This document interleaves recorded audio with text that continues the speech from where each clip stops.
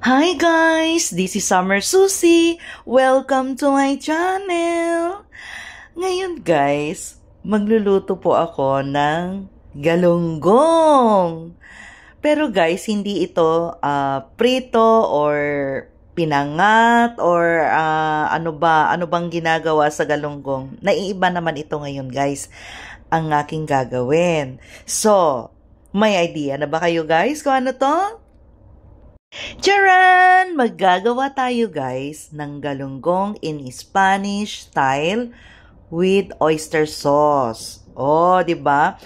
Gumawa na ako before guys ng bango. So ito naman guys, gagawa tayo in galunggong kasi may nagre-request kung pwede ba daw gawin ang galunggong na isda. So ito try natin. So I'm pretty sure pwede po talaga kasi nakagawa na rin ako dito before ng with the use of yung matinik na isda.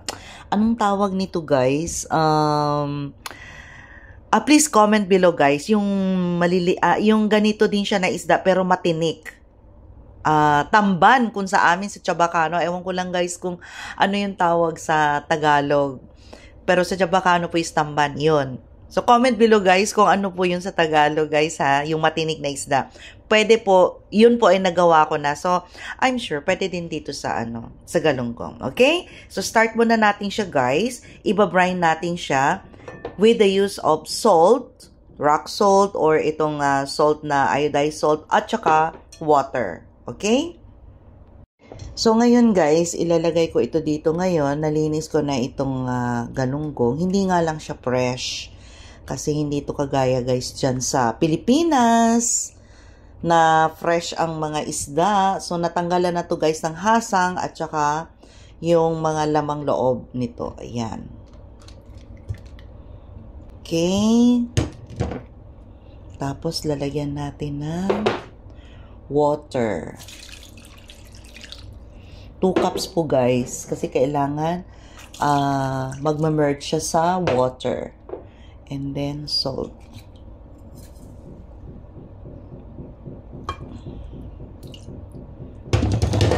Ayan. So mix. So ating iba-brine ito guys for about 30 to 45 minutes para manunuot yung asin sa isda. Okay?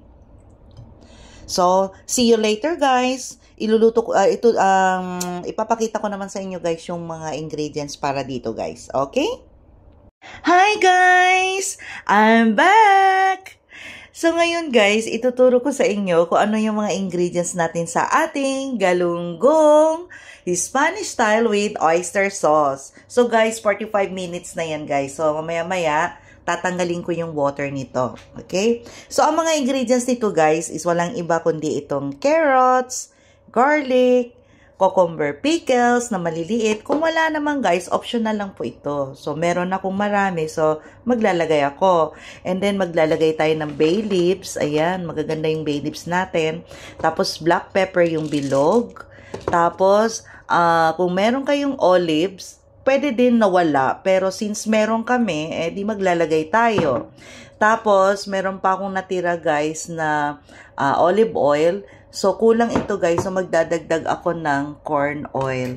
Ito, yung ordinary oil. Depende na kung wala kayong, kung anong meron kayong klaseng oil sa bahay. Kung walang olive oil, pwedeng ito na lang po. Itong ordinary oil natin. Tapos, of course, yung ating oyster sauce. So, pwede kayong gumamit kahit anong klaseng oyster sauce. Okay, guys? So, tatanggalin ko lang yung tubig dito, guys, sa ating galunggong. Okay? So, guys, tinanggal ko lang yung tubig, guys. Hindi ko na hinugasan kasi yung salt nito matatanggal kapag hugasan ko pa. So, hayaan ko na lang siya na ganito. Okay? So, maghahanda na tayo, guys, ng ating kardero na paglulutuan. So, first thing guys, para hindi masunog yung ating isda, yung galunggong, maglalagay tayo ng maraming laurel or bay leaves. Ito yung magsisilbing sapin. At pampabango na rin guys ng ating galunggong. Dahil syempre, isda yan, malansa. So, ayan, o, diba? Is maglalagay ako ng black beans. Ano ba? black pepper. Ayan. Ayan. Ikakadat lang natin. And then, maglalagay tayo ng ating carrots. Ay, ano ba yan? Nalaglag. Pangsapin lang din ito, guys. Ayan. Para hindi masunog yung ating galunggong habang niluluto. Kasi syempre, lulutuin natin ito, guys, ng 3 to 4 hours. O, diba? Pati buto-buto nito, guys, makakain natin. Tapos maglalagay na tayo ng ating fish. Yan, i-arrange lang natin. Ay, unahin natin yung mga malalaki. Tap nito, guys. So, mura lang naman itong kilo ng ating galunggong. Hindi naman siya kamahalan. Ay, ito pala may malaki. Ayan. Kasi matagal maluto yung malaki eh. Kaya sa baba siya. Ayan. Okay. Ayan. Ngayon, ilalagay na natin, guys, itong ating mga gulay ulit. So, ano na lang natin to, buhos-buhos. Tapos, ayusin natin. Ayan. Ay, nalaglag. Tapos, ilalagay natin to. And then, lagay din tayo nitong black pepper. And then, itong olive. Yan. Ang sarap nitong olives, guys, kapag naluto na siya. Lalo pag matagal mo siyang lutuin. Sarap siyang kainin. Kasi nung gumawa ako ng bangus, ang sarap niya. Ilagay na kaya natin to lahat. Kasi wala naman akong paglulutuan pa nito eh. Konting sabaw ng olives. Kasi maalat yan. And then, maglalagay tayo ng olive oil. Kailangan, guys, maraming oil. So, as I've said, kung wala po kayong olive oil, pwede po kayong gumamit ng ordinary oil po, dyan sa atin sa Pinas. O kahit dito po. Vegetable oil, corn oil, ayan. Sayang. And then, ating oyster sauce. Ayan. Maraming oyster sauce ang ilalagay natin, guys. Ayan. Okay. And then, water.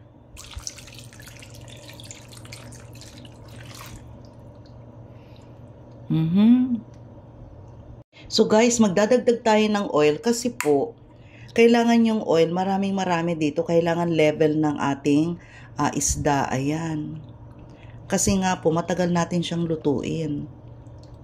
Buti na lang, guys, sale ang oil dito ngayon. Ayan. So, dadagdag pa tayo ng water na mga half cup lang. Ayan, 1.5 cup yung water. Ayan. So, okay na yan, guys. So, ilalagay na natin siya sa apoy. Ayan. I-switch on na natin, guys, yung gasol.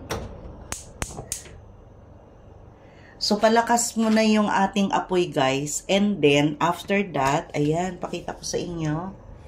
Malakas mo na yung apoy. And then, pag mga after 30 minutes po, hihinaan ko na siya. Guys, luto na yung ating galunggong na Spanish style with oyster sauce. So, ayan na, guys. Oh, ang sarap nito, guys. Pinalamig ko na to. So, ano na, guys? Pwede na kayong magluto nito. Napaka-easy lang, di ba? Mura lang din ang galunggong.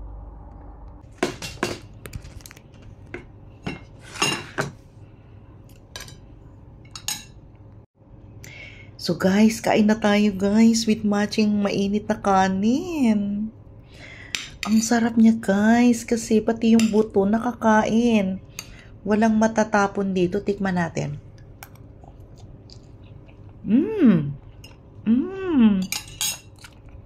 Ang sarap niya guys.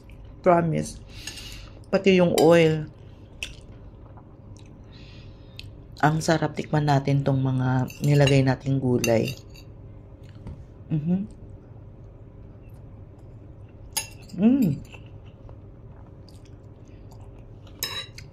Ang sarap guys. Itong olives. Hindi siya maalat. Tamang-tama lang talaga. So guys, ano pang inintay nyo? Gayahin nyo na ito guys. Madali lang siyang gawin. Matagal nga lang iluto. Pero worth it naman. So guys, see you in my next vlog. Don't forget to subscribe my YouTube channel, Summer Susie!